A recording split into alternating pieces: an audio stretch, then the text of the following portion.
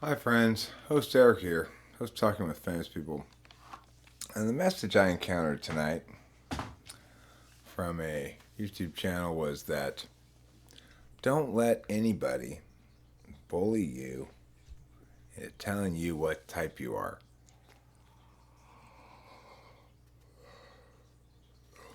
As far as the individual said it is concerned, it's not an objective matter.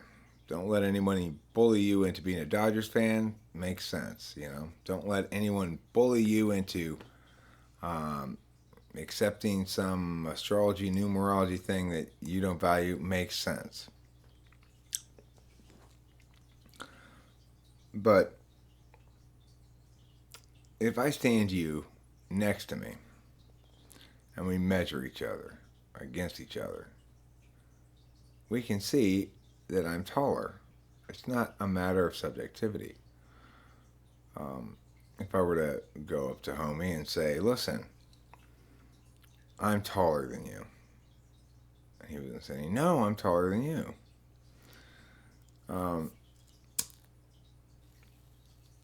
it would be easy to resolve because there's a straightforward measuring stick. It's purely physical that would allow Marty to meaningfully apply that metric without needing to use any introverted thinking. But the problem is,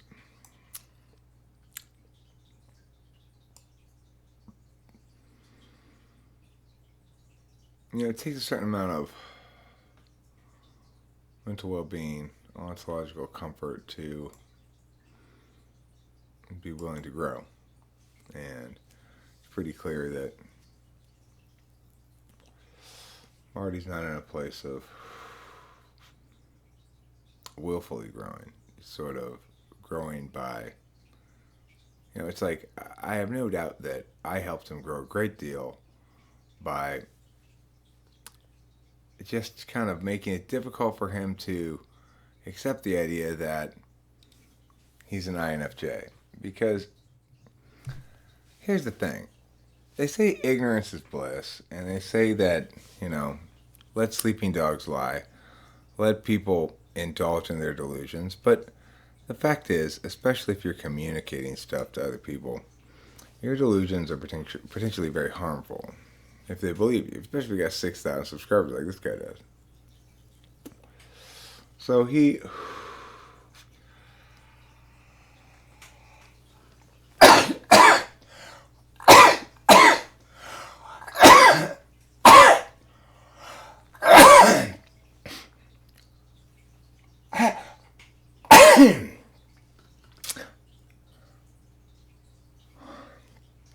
big sneezes for the Eric.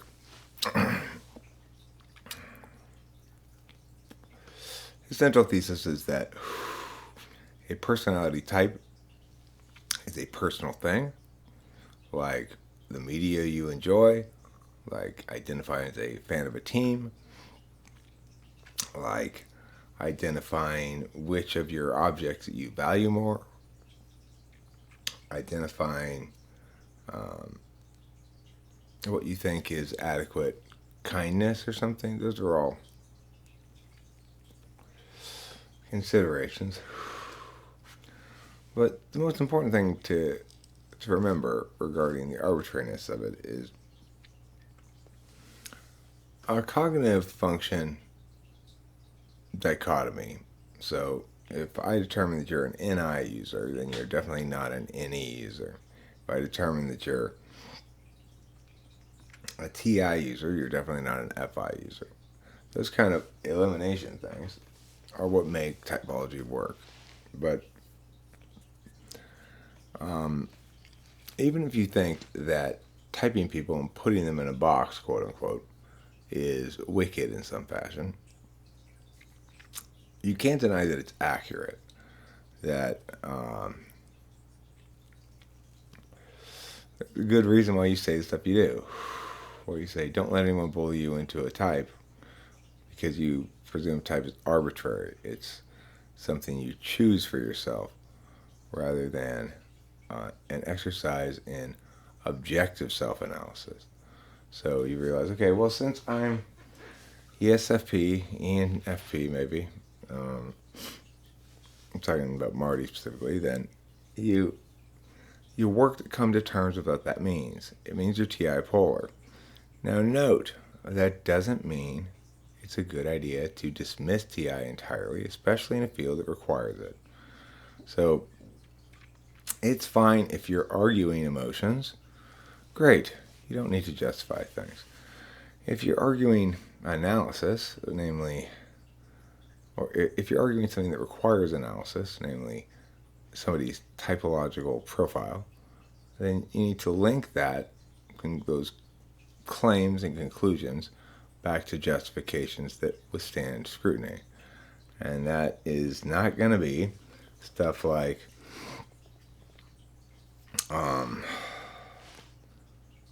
insisting that type is arbitrary.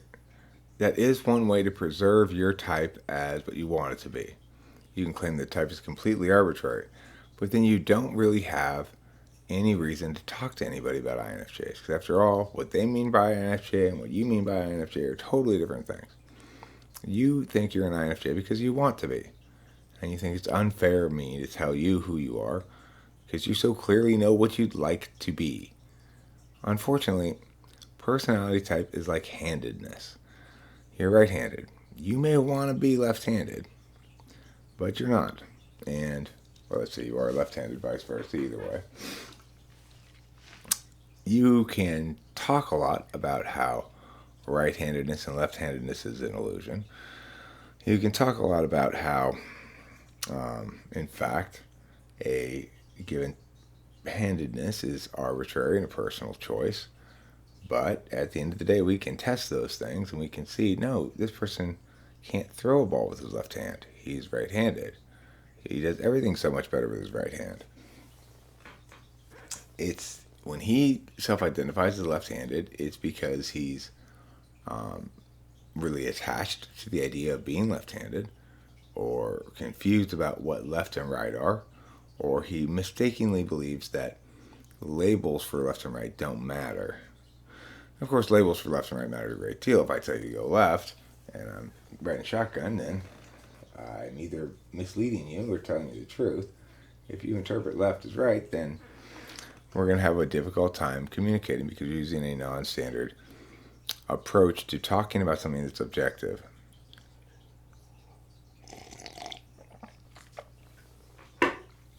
Now, I suspect, Marty, that you have less of this problem with your BPD videos.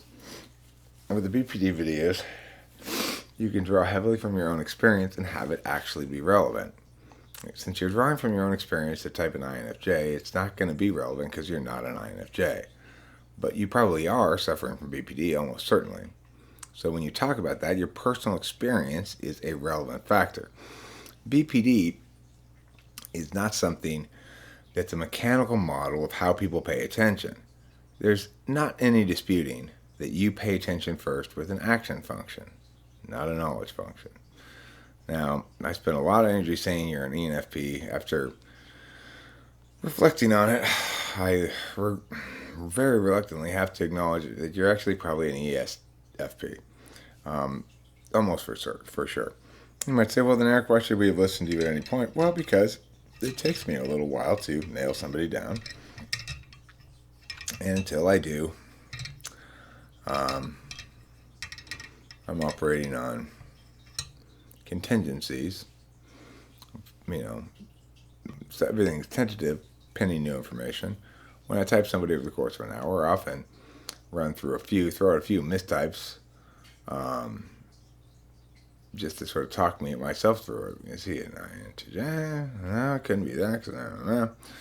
So the thing is, I'd say go ahead and focus on your BPD videos because you don't need to warrant those with logic. You can warrant them with experience. I'd be careful about trying to glamorize or legitimize I'd say, unhealthy responses to your past. You clearly still carry around a lot of anger about what happened to you when you were a kid 40 years ago. I had a nice childhood, so I don't know what that's like. I don't doubt that that's reasonable to carry it that long, but I would just say that you've got a couple of strikes against you in terms of trying to get your own type right. Foremost and most significantly, you have FI as a tool function, which means you're going to continually be saying things like, you can't put me in a box, you don't know me, I'm more deeper than anything you can constrain with your descriptions, etc. The problem you have with that kind of argument is you're working this angle yourself, boxing people saying INFJs are this and that and not these other things. So you really don't have any ground to stand on there. It's like the thing you negate as a principle is the thing that drives the engine of your own typology.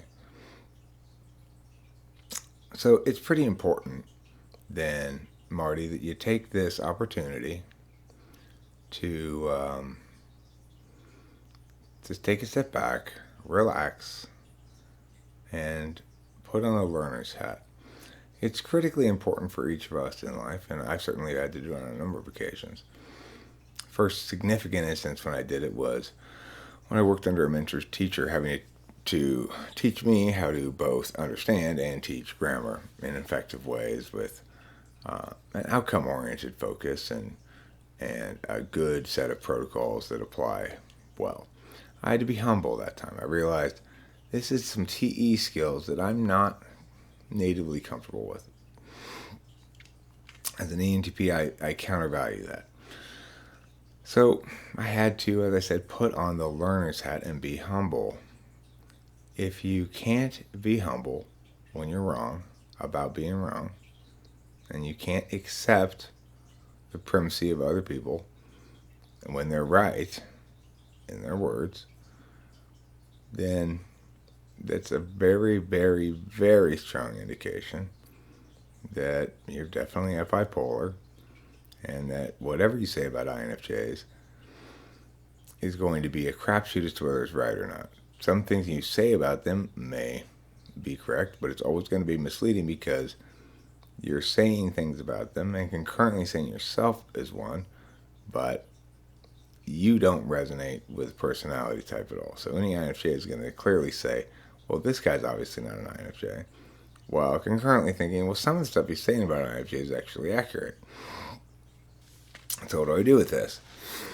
Well, the bottom line is you can clarify all this mess by simply making a video explaining that you are almost certainly an ESFP, possibly an ENFP, and that one of the reasons you take the perspective you do on typology is that you are TI polar, that you have an inherent abhorrence for black and white thinking, for the idea that words can successfully contain ideas and provide us guidance on them when they run afoul of what you would like to be the case. Because again, you've got FI tool function. When you're choosing what you want rather than what's true, when you're not able to put aside your own feelings and make an objective calculus, you end up with a messy bunch of mess here.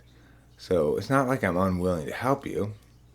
I could talk to you a little bit about cognitive functions, possibly teach it to you a little bit and help you to understand them. But it would require humility on your part.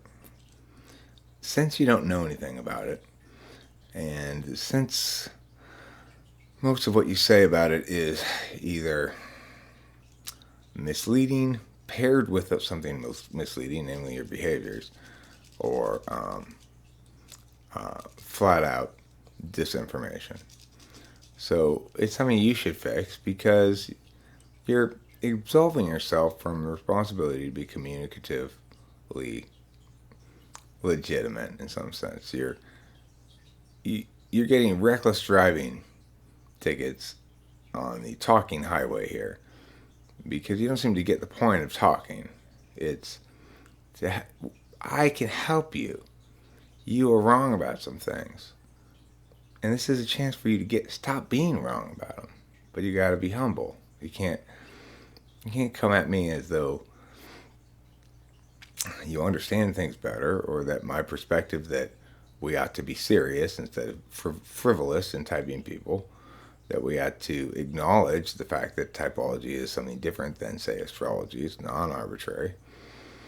And if we're serious about meaningfully communicating with people, we should be serious as well about making sure that what we say is correct. Now, it's pretty clear that Marty didn't do any legwork on that, right? Like he didn't check to see what he was saying was correct in any way. He didn't validate against somebody with better TI like me.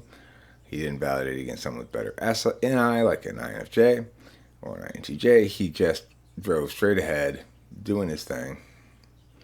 And to what avail? Well, hopefully an opportunity to learn. If you can put away the ego for a second and hear me, put on the learner's hat, seek guidance from me, I'm not unwilling to help you. But the first step is admitting you have a problem. And you definitely do. So it's up to you. If you are, if you're a big enough man to do that, then great. If not, I totally get it. It doesn't surprise me at all.